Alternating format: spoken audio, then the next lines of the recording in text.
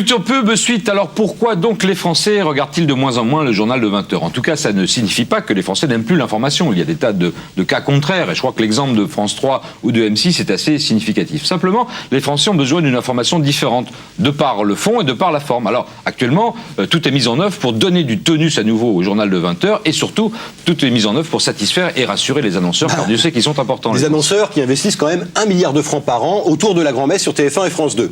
Alors leur problème, c'est qu'ils ne peuvent pas en mettre pendant le journal, donc ils le concentrent, la publicité, avant et après.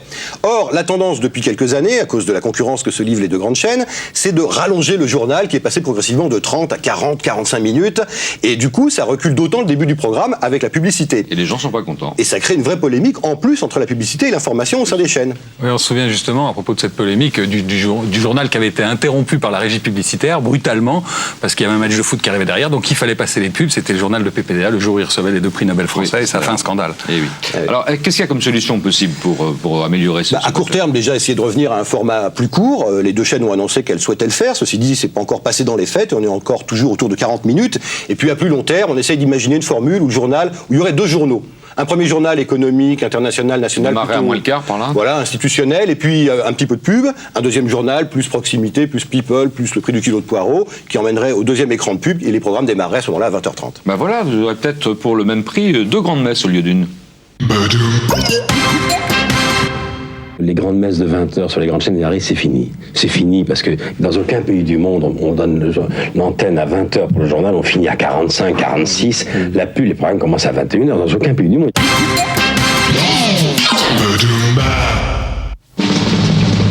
Longtemps Carrefour obligé du soir, le journal de 20h a depuis quelque temps du plomb dans l'aile. Il y a un vrai affaiblissement en fait du cumul des audiences de TF1 et de France 2 sur le 20h, puisqu'en fait en l'espace de 3 ans, ils ont à peu près perdu 10% pour passer de 70% à eux2 à 60% à peu près actuellement. Bon, mais relativisons. Avec 60% de part de marché, la grand-messe reste la grand-messe. Ça reste de très loin l'émission d'information la plus regardée. De très très loin. Ouais, enfin, il arrive sur la une que le bonjour dépasse le bonsoir. Mesdames et messieurs, bonjour. Ça se produit uniquement sur TF1, où le journal de 13h en pénétration, c'est-à-dire en nombre d'individus qui le regardent, bat le journal de 20h du même jour. Au succès croissant du journal de 13h, il convient d'ajouter celui du 19-20 qui attire désormais 4,5 millions de téléspectateurs et celui du 6 minutes de M6 qui fait un carton chez les jeunes. Ce n'est donc pas l'information en général, mais bien le journal de 20h sous sa forme actuelle qui est contestée. 2 millions de fidèles perdus en 3 ans, c'est facile à compter. Ravi de vous retrouver sur le plateau de Facile à chanter pour une nouvelle édition de votre journal de 20h musical. Mais au-delà des chiffres, on reproche aussi au JT le vieillissement de son audience. Sur la population la plus active, c'est plus la grande messe. Et oui, car la moitié des fans de PPDA, ou pire encore, 62% des fidèles de Bruno Mazur ont plus de 50 ans. Normal. Toutes les contre-programmations proposées, type Canal+, quand vous mettez des guignols qui bougent comme ça, face à des types qui bougent pas. Vous regardez trop la télévision, bonsoir. Il est naturel que les jeunes aillent plutôt vers ce type d'émission. Bon, mais vous allez me dire, ça vieillit. Et alors, les seniors ont un pouvoir d'achat bien supérieur à la moyenne. Nous avons déjà une fortune personnelle. Certes, mais les seniors sont si souvent devant leur télé que la pub peut les toucher à tout moment de la journée, alors que les actifs ne sont là que le soir. Bref, à 20h, les vieux, on s'en soucie peu. Si le journal n'attire que de plus en plus les plus de 50 ans, il y aura problème. La naissance du JT remonte au mois de juin 49. À l'époque, il est diffusé à 21h et comme au cinéma, entièrement composé d'images commentées en voix off. Mesdames, Mesdemoiselles, Messieurs, bonsoir.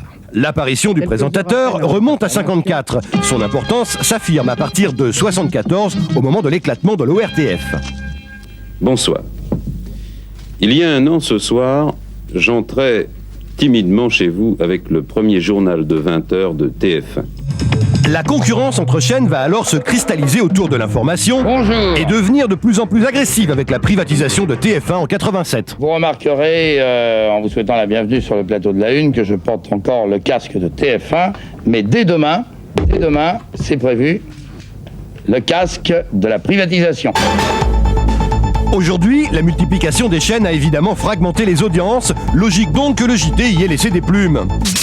Mais la course à l'audimat et la recherche d'images choc expliquent aussi les points perdus. Omeira est morte hier d'épuisement, un peu après midi. c'était une petite fille. Autre aspect du problème, les écrans qui entourent les deux journaux de 20 heures amènent 1 milliard de francs dans les caisses. Peanuts, quoi. Ça représente quand même, sur une demi-heure, un enjeu important, puisque c'est entre 12 et 15% de leurs recettes publicitaires. Et puis, le rendez-vous de 20h est un enjeu qui va bien au-delà de 20h30. C'est là où en fait elles prennent les gens, où elles espèrent les conduire jusqu'à la fin de la première partie de soirée, voire de la deuxième partie de soirée. Donc il y a vraiment un enjeu qui va au-delà de l'audience simplement du 20h. Excellente soirée, merci. Pour réagir à l'érosion régulière de cette audience, TF1 et France 2 ont aujourd'hui une volonté commune, réduire la durée du JT. Depuis 3, 4, 5 ans, il y avait une espèce de course stupide entre la 1 et la 2 qui consistait à faire les journaux de plus en plus longs. On s'alignait et tout ça était un petit peu ridicule. Là, pratiquement, la 1 en est à 40 minutes. Et nous, pas loin. Et je crois que c'est complètement idiot. Il est normal de revenir à 35. À demain 13h, très bonne soirée. Eh bien, voilà au moins un consensus d'ailleurs largement partagé par les régies publicitaires. Il faut dire qu'à cette heure très lucrative, les régies profitent à fond des 12 minutes de pub autorisées, pub qu'elles répartissent en plusieurs blocs pour 2 raisons principales. Plus courts, ils ont un meilleur impact, et plus nombreux, ils permettent de caser plus de produits concurrents dans la journée. Tout l'art consiste donc à émietter les 12 minutes de pub avec des mini-programmes qui sont de plus maxi sponsorisés. Il y a encore une dizaine ou une quinzaine d'années, dans les journaux télévisés, vous aviez les courses. C'est maintenant sorti du journal et ça permet un écran de pub. Vous aviez la météo, c'est maintenant sorti du journal et il y a un écran de pub. Mais tout cela a une limite, le spectateur souhaite que son programme du soir démarre plus tôt. On comprend dès lors mieux pourquoi le JT doit absolument être raccourci. A tout de suite. Les changements pourraient aussi être plus profonds. Écoutez ce que Michel Drucker proposait à Jean-Pierre Elkabbach l'an dernier. Pourquoi on prendrait pas l'antenne à 19h, on englobe le journal? Voilà, un petit peu, quelque part, ce que fait Nulle part ailleurs, avec simplement un journal très court. J'ai pas le sentiment d'être informé quand j'ai vu Nulle part ailleurs. J'ai le sentiment parfois d'avoir passé un quart d'heure agréable, rarement plus, mais c'est pas un journal. TF1 a de son côté réfléchi à une fragmentation de son journal du soir en 2.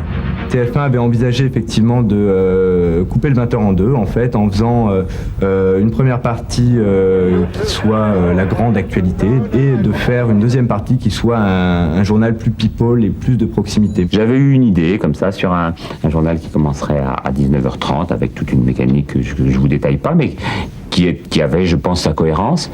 Simplement, Étienne Moujotte m'a dit, je crois avec justesse, que c'est pas au leader de changer. En fait, 2 logiques s'affrontent. Celle des journalistes qui croient encore au genre et parlent de simple adaptation. Et à nous d'être adaptés au paysage. Adapté au paysage, ce qui veut d'ailleurs pas dire que nous devions pour autant changer totalement la formule. Moi, je pense que l'information de 20h, dite grand-messe, ça fait un peu ridicule, a encore de beaux jours devant elle. Et il y a la logique des annonceurs et des publicitaires qui n'y croient plus vraiment et réclament une vraie mutation de ce carrefour stratégique. Moi, je suis pas sûre, en fait, que l'évolution du rythme de vie des gens soit encore compatible avec cette grande messe de 20 heures. Relookage ou révolution, le téléspectateur tranchera. Une chose est sûre, la grand-messe de 20 heures ne peut plus perdre de fidèles.